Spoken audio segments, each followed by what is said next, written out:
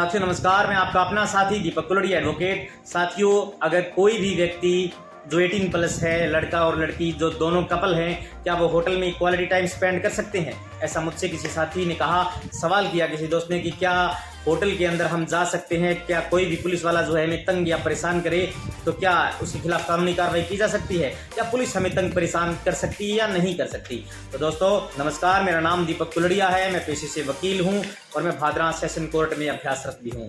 दोस्तों, अगर कोई भी कपल 18 प्लस है यानी कि 18 साल या 18 साल से ऊपर है, लड़का और लड़की दोनों अपनी कंसेंट और परमिशन के आधार पर होटल में रुकते हैं, क्वालिटी टाइम स्पेंड करते हैं या फिर सेक्सुअल रिलेशनशिप बिल्ड करते हैं, तो दोस्तों ऐसा कानून है, वो ऐसा कर सकते हैं। जी हाँ दोस्तों, हो सकता है ये समाज की नज़रों में गलत हो, थोड़ा दिखने में असामाजिक हो, लेकिन ये कानून में प्रोविजन है, यानी कि संविधान में ये प्रोविजन है कि कोई भी व्यक्ति अगर 18 साल या 18 साल से ऊपर है तो वो अपनी सहमति से रिलेशनशिप बिल्ड कर सकता है और होटल में जाकर के कमरा लेकर के भी रह सकता है।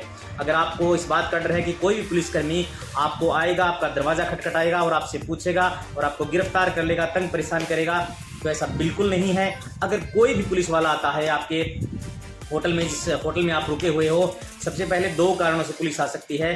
या तो वो कहीं पर क्राइम हुआ हो, उस होटल में मर्डर हुआ हो या फिर कोई क्रिमिनल छुपा हो, तो वो जांच पड़ताल करने के लिए आ सकती है। दूसरी बात ये, अगर उस होटल में दोस्तों वेश्यावृत्ति हो रही हो, हालांकि सुप्रीम कोर्ट ने ये भी कहा है कि अगर कहीं पर वेश्यावृत्ति हो रही है और वो एज ए सेक्स वर्कर के रूप में काम कर रही है वो महिला, तो उसको डिटेन नहीं किया जाए, उसके खिलाफ कानूनी कार्रवाई नहीं किया जाए, ये सुप्रीम कोर्ट ने कहा है दोस्तों।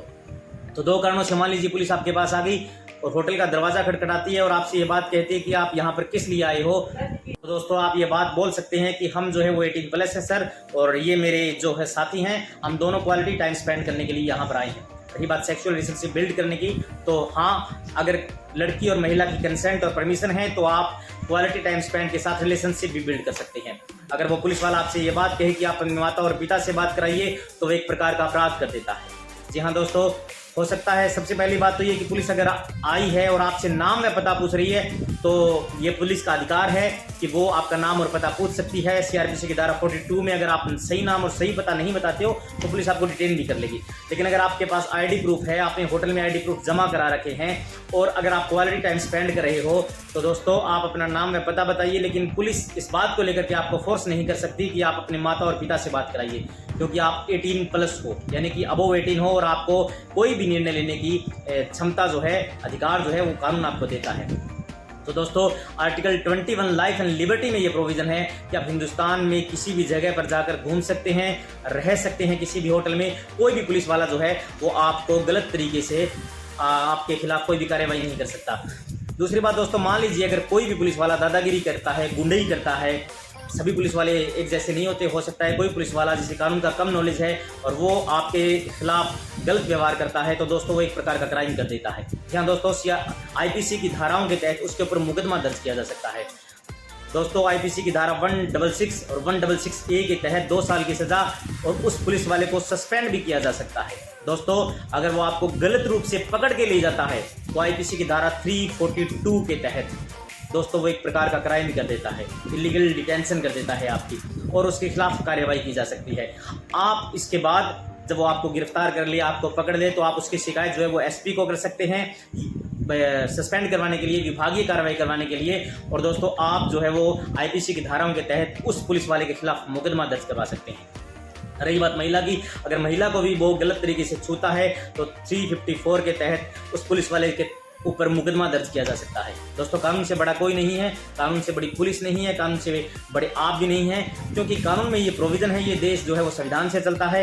हो सकता है ये अनैतिक हो समाज की नज़र में ये देखने में, जब कोई भी कपल जो है वो होटल में रुका हो और वो रिलेशनशिप बिल्ड कर रहे हो, लेकिन दोस्तों ऐसा कानून में प्रोविजन है, संविधान में ऐसा नियम है कि आप जो है वो होटल के अंदर जा सकते हैं वैलिड आईडी प्रूफ जमा करा करके, और आप अपने तरीके से रह सकते हैं। अगर कोई भी पुलिस वाला आपके साथ बदतमीजी करता है, आपको तंग परेशान करता है, तो दोस्तों वो एक प्रकार का क्राइम कर देता है। इसलिए आपको डरना नहीं है, आपको घबराना नहीं है। अब दूसरी बात आप ये पूछेंगे कि हमें बैठे बैठे रिलीफ कैसे मिल सकती है, तो दोस्तों नहीं, इसके लिए आपको भागा दौड़ करनी पड़ेगी। अगर पुलिस वाला आपके साथ गलत तरीके से बात करता है, गलत गाली गलौज करता है, मारपीट करता है, तो उसकी शिकायत तो आपको करनी पड़ेगी ना।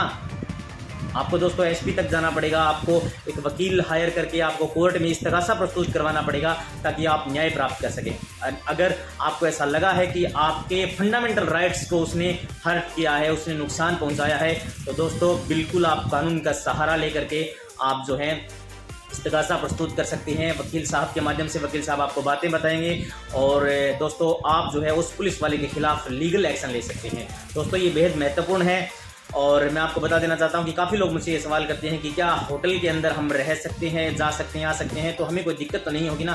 तो दोस्तों अगर मान लीजिए कि आपकी कोई भी पुलिस वाला अगर दिक्कत करता है तो आपके पास कानून तो ऐसा रास्ता है जिसकी सीढ़ियों पर चल करके आप न्याय प्राप्त कर सकते हो। और दोस्तों अगर मैं ये बहुत बात बोल रहा हूँ कि अगर कोई भी पुलिस वाला, अगर कोई भी व्यक्ति आपको तंग परेशान करता है और आप अन्याय सहकर भी चुप रह जाते हो, आप बोलते नहीं हो, तो दोस्तों कानून की किताबों में भी कहा गया है कि अन्याय सहकर बैठे रहना यह महादुष्कर्म है।